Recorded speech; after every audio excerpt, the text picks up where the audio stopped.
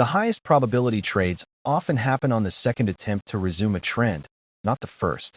Here is how to master the high 2 setup. In a strong trend, the market rarely moves in a straight line. It moves in impulses and pauses, which we call pullbacks. These pauses are the safest places to enter a trade because the trend has already proven its strength. However, beginners often lose money here because they enter too early, catching a falling knife, or too late, buying at the very top. The solution lies in counting the legs of the pullback. We call these high 1 and high 2 entries. Let's define the count. In a bull trend, a pullback is a move against the trend. The first bar that has a high above the previous bar's high is a high 1 signal bar. It is the bull's first attempt to resume the trend. If the trend is extremely strong, think consecutive big green bars with no tails. Taking a high 1 is acceptable. The market is so eager that it won't allow a deep correction. You place a buy stop 1 tick above the high 1 signal bar. However, most trends are not that strong. Often, the high 1 triggers, but the market doesn't go far. It turns back down for a second leg. This traps the early bulls who bought the first pause. This leads us to the high 2. After a high 1 fails and the market corrects further, look for the next bar that breaks a prior bar's high. This is the high 2. It represents the second attempt to resume the trend. The high 2 is one of the most reliable patterns in price action. Why? Because the market moves in twos. 2 legs of correction shake out the weak hands, balancing the market before the trend resumes. For bear trends, the logic is reversed. We look for low 1 and low 2 setups. A low 1 is the first bar with a low below the prior bar.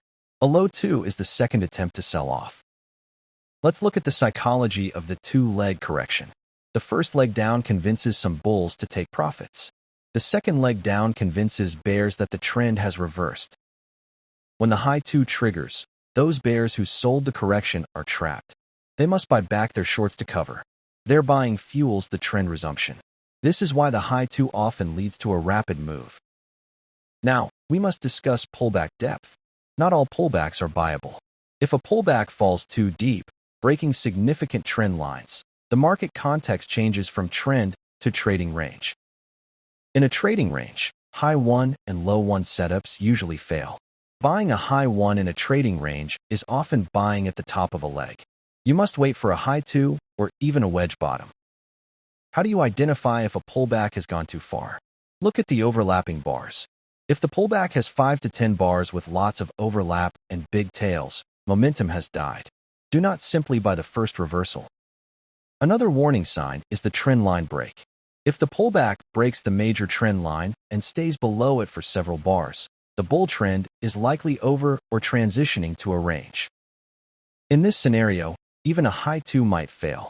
We then look for a high 2 failure, which paradoxically becomes a sell signal. This is advanced, but vital. A failed bull setup is a bear setup. Let's refine the entry technique. We use stop orders, not limit orders.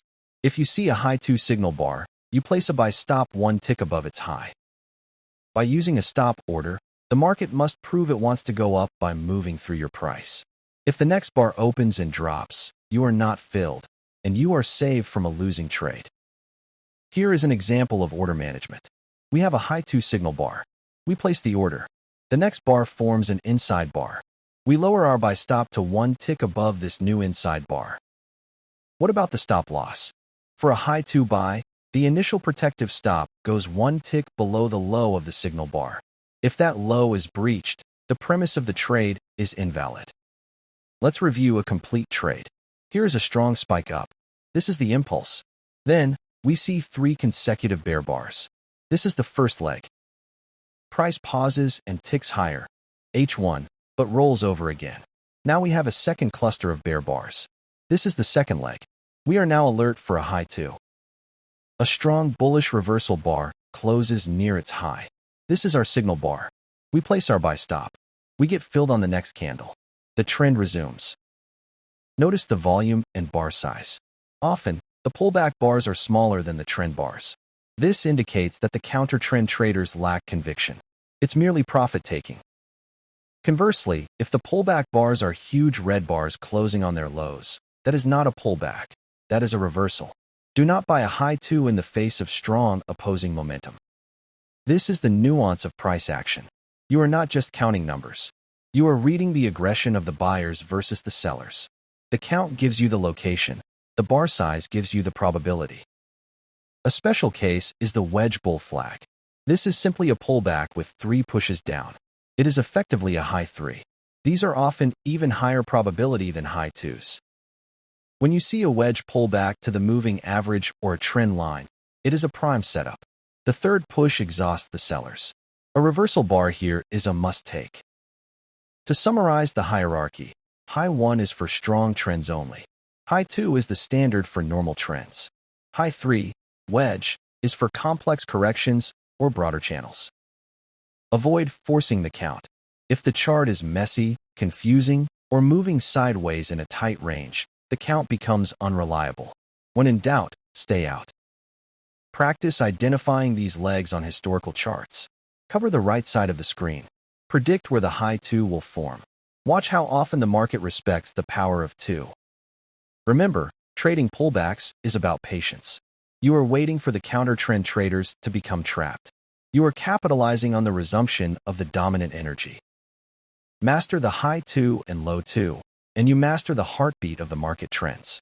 It turns chaos into a structured, repeatable process. Wait for the second signal, place your stop, and trust the math.